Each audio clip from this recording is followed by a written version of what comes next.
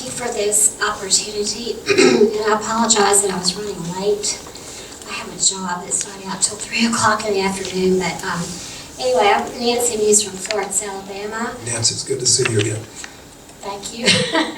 Thank you for being here. And I apologize if I am saying something now or asking a question that was asked before I arrived. If so, I will be as minimal as possible and sit down quickly. But many concerns have already been stated that have been troubling to me as well. But and I don't know that it's appropriate. I missed your presentation. I was looking at your PowerPoint, and it was pretty general to me. I wasn't sure what all the specifics were that were the meat and potatoes of this report or presentation. We talked about something on May the 12th, and I was concerned about the event that came out that was cited as being May the 2nd.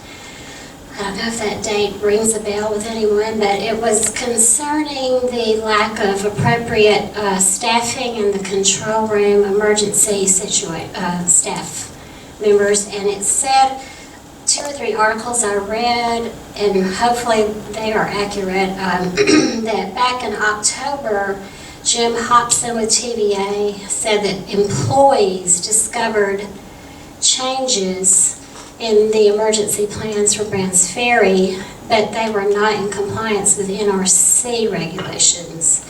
And that was back in October. So my question is, the white finding that was cited, okay, in October we have something that I just described that relates to this situation. So when did the employees finally articulate, or how was it discovered that there was inadequate staffing? Right, an NRC inspector actually identified that issue back in October, 2013, that their procedures did not specify adequate staffing at all times for certain events, and those events were for fires affecting all 3 units, that the staffing levels their procedures required wouldn't be adequate to meet their licensing requirements that we specified. And those licensing requirements were established when they started up Unit 1 back in 97, I think it was, or 2007. 2007, we established specific EP staffing requirements, emergency preparedness staffing requirements, thank you. And we found that they failed to establish procedures to ensure they had those people on site at all times. And the articles also said that, excuse me, TVA modified its emergency staffing from 2010 through 2013. And my question is, like some of the handful of us that actually come to these meetings, the oddballs in Alabama that actually care about this stuff, we have sat through many meetings for 30-something years off and on. And most recently, in recent years, we've heard the culture of safety, or the safety culture, being emphasized, and that's a nice image, but it's just mind-boggling to me how something this basic has been overlooked. In fact, shame, shame, shame. This is inexcusable. I mean, it's very basic. You have regulations, they haven't been followed, or even, it looks like it was just almost haphazardly discovered that you don't have enough people in the control room that have the job of emergency management, in-house emergency management. I hope I articulated that correctly. And my other question is, something this important and this basic that should have been a given, especially with all this talk about the safety culture. How was it overlooked? Why was it overlooked? And why did they just get a white finding, and why was there no fine imposed? This is very important, obviously. You don't have to be a nuclear physicist to understand how important. So, Sorry, too many questions. No, well, it wasn't quite as basic as you think it was. It was fairly complicated to get to what the required staffing levels were because it was in various documents, various requirements. It took some research on the part of our inspector to figure out, yes, they didn't have the right people specified in their procedures. And there were some communication issues between various site organizations where one was looking at it from one perspective and the other side was, and they were saying, we're okay. The other organization was looking at it from their perspective and saying, we're okay. And they weren't communicating well to figure out the big picture that they weren't okay. In response, we wrote it up, put it in the inspection report, documented it as a finding, and then we went through our process. And when we're establishing the risk significance of a finding, we have a process that's established. We call the process, and emergency preparedness has its own risk determination process. And in that process, you follow through, and for this issue, it comes out as white. It's a very prescriptive path you follow to determine the risk. Coming out of that finding, we actually had 3 apparent violations. You know, we had the finding of the emergency preparedness staffing issue, but associated with that, we identified that TVA did not comply with 50.9 for accurate information because there are some submittals they made to us that weren't accurate with regard to the EP staffing, and we cited them for that, and also for effectively changing our licensing basis without our review and approval to make that change that they made. Those were the subject of a confirmatory order, which was issued last month? Yeah. Last month, that required TVA to take a substantial amount of corrective actions in response to those 2 violations. Our response to that is thank you for explaining. But as a teacher, I know the hoops that we all have to jump through, and we have more stringent requirements, I think, as far as following through than it seems that TVA does running their nuclear plant. And if this isn't a basic thing, what is basic? Having adequate staffing for emergency response in the control room? It makes me think of Saturday Night Live back in 1979 when the maid became nuclear and Jimmy Carter, if anybody remembers that skit. But it does kind of bring to mind the Saturday night spinoff of the 3 Mile Island disaster, when a maid was the only one in the control room during a fire or whatever was going on. I mean, I'm using a little comic relief, but seriously, if this isn't basic, what is basic? I mean, to me, this is very basic. You either have X amount of staff people in the room, they have regulations, they violated the regulations, and they didn't get anything but a slap with a wet noodle and a white finding. No, I disagree with that. How could that be taken so lightly? Thank you again for your question, and I appreciate your disappointment with the TVA for this finding. We were disappointed as well, and it's one of the reasons why when we evaluated it, it was the finding, the issue, the performance deficiency was more than minor. In fact, it was a low to moderate significance, which is why we call it a white. But what Jonathan also mentioned is very important as well, and I'd really ask you, if you haven't had an opportunity to look at the confirmatory order that the NRC issued to the TVA for the violations of 50.9, incomplete, inaccurate information, and 5090, which was a license amendment change that was also not made. There's a very long suite of actions that the TVA committed to that I think are probably among the most extensive corrective actions that that we've been able to negotiate or extract from a licensee in response to an issue like this, and they are totally appropriate to be able to preclude recurrence of something like this in the future. So it wasn't just a slap on the wrist or whatever the characterization you gave. It was really very substantial. So I'd really ask you to take a look at that. If you don't have it, we'll provide it to you. I think it's very instructive. Well, I still say that if Jim Hobson is here, he's not up here, but I don't know if he's in here tonight or today. If he discovered last October that employees had made this discovery and then in May it hadn't been rectified, that's... Rectified immediately. It was rectified. So when was the finding made? What date was it that the finding was made that they weren't going by? Yeah, the inspection was done back in October. The licensee took immediate actions to correct the staffing to make sure they had adequate staffing on site. It just took that period of time for us to get the findings through our process to get them issued. So this all happened in October, and May the 2nd is just when everything came out. Okay, that even in of itself is disturbing. No, because it was first documented in the report we issued in January to cover that quarter.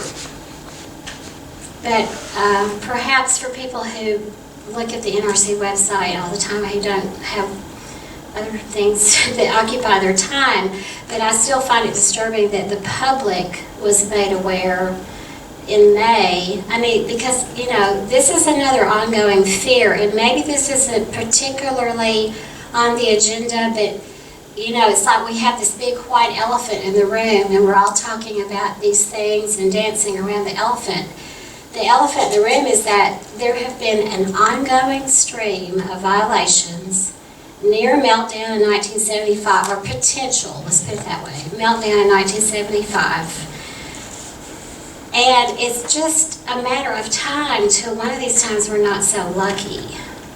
We've had a lot of luck on our side. You know, I think there's been more than just people scrambling around. I can only imagine what everybody in this room at the NRC and in Browns Ferry was feeling like the night of that tornado just a few weeks ago. I drove past, you know, these humongous trees pulled out of the ground, and I thought to myself, watching the Doppler, Browns Ferry was right in that red zone, and we were all going like this, please not this time, let's not have it this time. And I heard what you said about the structures, the strength and being able to withstand so many winds, but the cooling pools on top of the building, you know, that to me is very disturbing. Tornado hitting those, I mean, I'm not so sure where all of those windproof figures add up, you know, as far as those cooling pools. But anyway, the big elephant in the room is that it's just a series of violations. Safety culture's talked about. Nevertheless, it's just one thing after another, more than one thing after another. And I would like to formally, once again, ask that plans be put into effect to decommission this plant. I mean, we've talked about analog versus digital, degradation of the building, the equipment. I mean, so what if we say we're going to extend the life? We can always change our mind.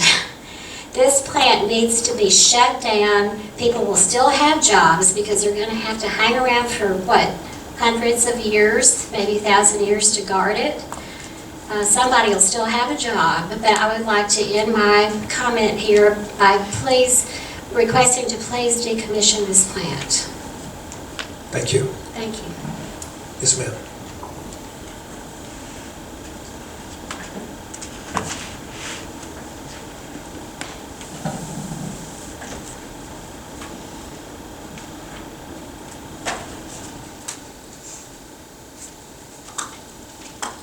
While she's coming up, is there anyone else who hasn't spoken who will have a question before the evening is over? Okay. Yes, this is Don Safer on the phone. Oh, okay, Don. We have one other. Don can go ahead. Don, would you mind? Okay. All right. Don, this is Victor McCree in Region 2. Please go ahead. And would you indicate where you're from, Don? I'm in Nashville, Tennessee, from Nashville. Okay, thank you. Please go ahead. I'm a TVA customer. I have been listening, and I thank you for sending the slides. I did get the TVA slides just prior to the phone, or at the beginning of the phone call, and had the NRC slides, and that has made it easier to follow. The audio has been pretty difficult to follow. I've not caught everything. Some people were a little easier to make out than others, so I do appreciate y'all saving me the drive there and back, and that amount of carbon to be able to listen in on the meeting and then be able to give some comments or questions. But I would encourage you all to try to improve the audio so that it would be more useful. But I do really appreciate the fact that you're doing it, and I'm just giving a little feedback there. Now, in terms of the topic, I'm concerned about the root cause for the corrective action for emergency AC power. That root cause, station personnel do not consistently consider risk when making decisions. And then the other root cause on safe shutdown instructions, decision making associated with the systematic approach to training was not used appropriately to analyze, design, develop, implement, and evaluate operator training. Both of those are sort of related, really, to that same safety culture that exists, or to whatever extent it exists at Browns Ferry. And I, as a citizen who follows nuclear power, am quite concerned that after all these years of operation, the personnel at Browns Ferry are, not sufficiently concerned about safety, and that there seems to be a perception that when you all say that the plants are being operated safely, that has created a relaxed attitude amongst the personnel that are operating the plant, and that relaxed attitude contributes to a lot of anxiety on my part and on many people's part, that there seems to be pervasive at TVA lack of recognition about what we're dealing with here about nuclear power. In the 2011 IRP that TVA created, they said that the radioactive waste and coal ash would cost the same amount to deal with. That's out of the 2011 TVA IRP. That apparently people at TVA don't recognize the realities about radioactive waste and the realities about risk at nuclear plants. And my question is, in the training that is referred to in slide number 7, to leaders and craft, that I wonder if you all had shown the people that work at Browns Ferry, as well as all other nuclear plants in the country, but we're talking about Browns Ferry here, a very real assessment of what happened and is happening now at Fukushima, in terms of the numbers of people that have been evacuated, in terms of the station personnel at Fukushima that have died since the accident from their exposure to radiation, in terms of the destruction of the plant, in terms of the destruction of livelihoods and people's lives, 150,000 people evacuated, fishing areas around the plant unable to be used, farming areas, school children being exposed. I mean, unvarnished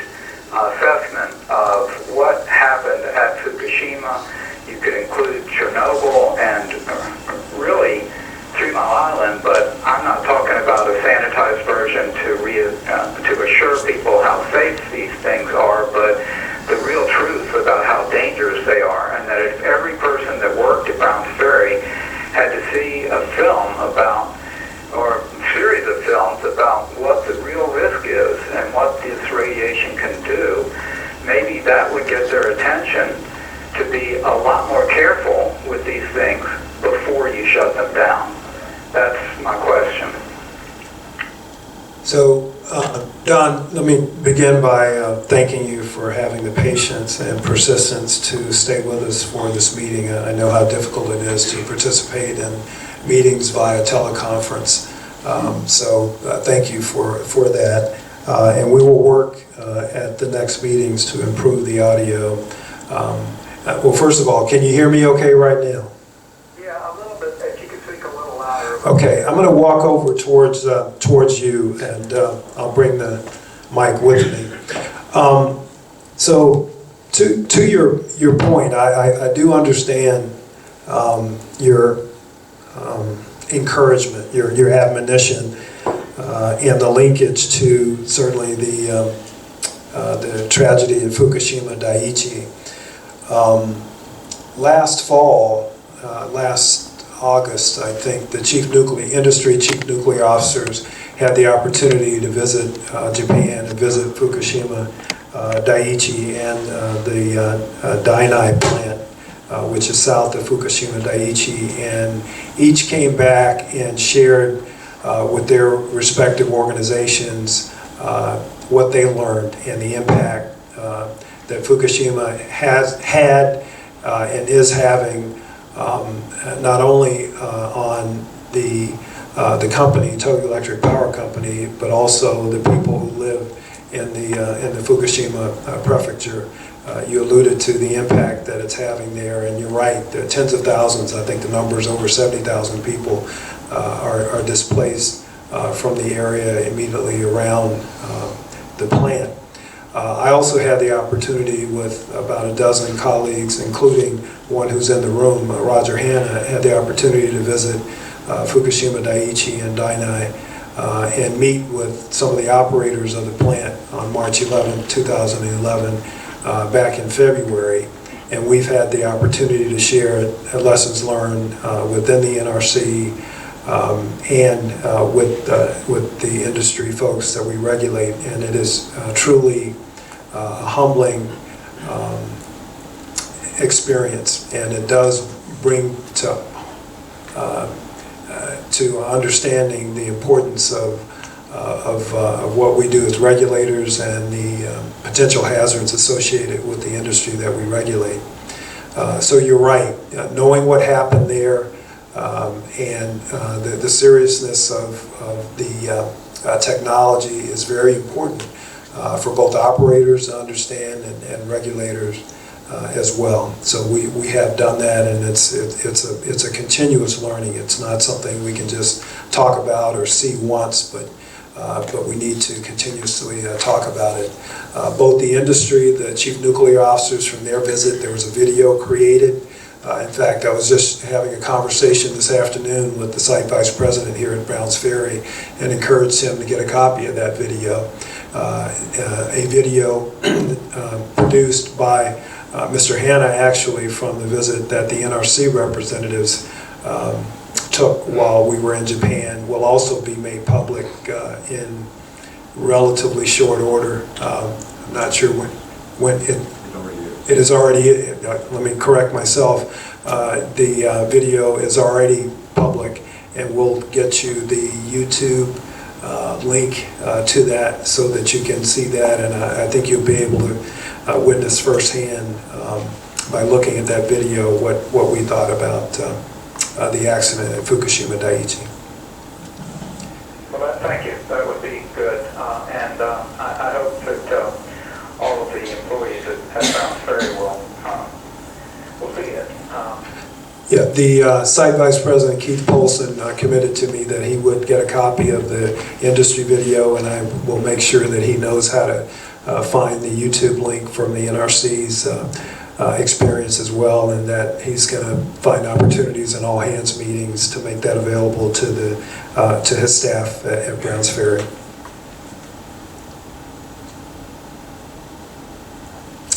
Is that it, Don? Yes, thank you. No, thank you.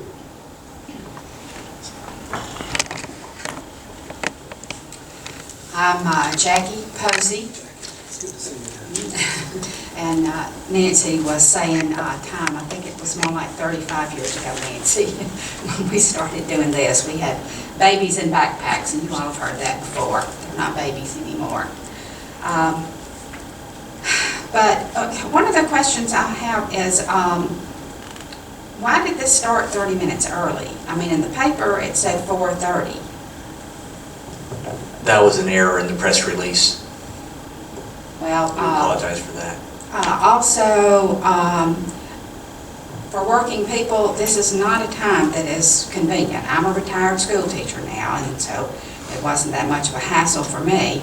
But working people, it does make it much more difficult for them to be here, and many working people can't be here. Jackie, can I respond to that? Because I actually challenged Jonathan, because at our last meeting, we got feedback, because it was an evening meeting, that we needed to have it earlier in the day because folks need to get home to take care of their families. It was too late. The fact is, and I fully appreciate it, and what we recognize is that we're not, unfortunately, unless we hold multiple meetings, we're not going to be able to satisfy everyone, because we've held them in the early afternoon. I don't know if you've held them in the morning, but early afternoon, late afternoon like this one, and early evening at 7 o'clock to attempt to accommodate various schedules. And we'll continue to work on it, but it does present a challenge for us. I hope you can appreciate that. Well, I did see it in both of our papers, but I didn't see anything in either one of the papers today. I put it on my calendar the first time I saw it, and but I was a little disappointed that there weren't any reminders in today's paper. And I was going to ask when I finish up about the news media, who's here from the news media. I'm sure there's somebody here. Well, the marina that's right across from Brown's Ferry, we used to like to go there to eat in the summertime. It's across the river from me and easily accessed by water.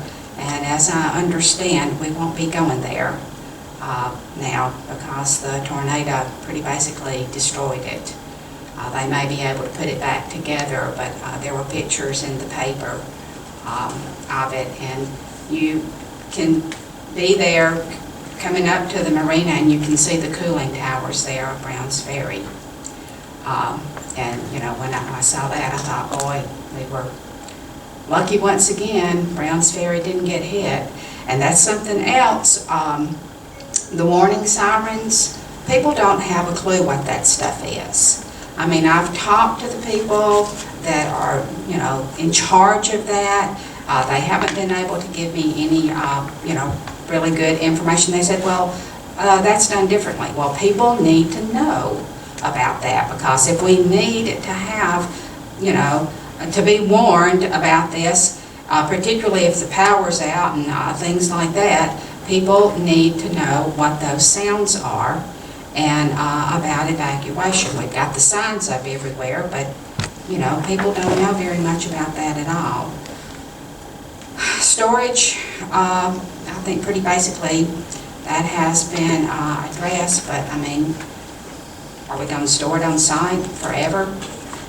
I guess. Now that's something that'll be kind of scary also. You all,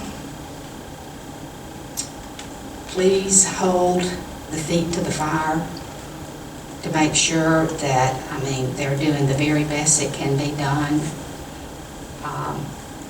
It's a pretty heavy spot for you all to be in. I cannot imagine the anxiety and pressure that you all must feel. But, I mean, if they're going to do it, make them do it right, please.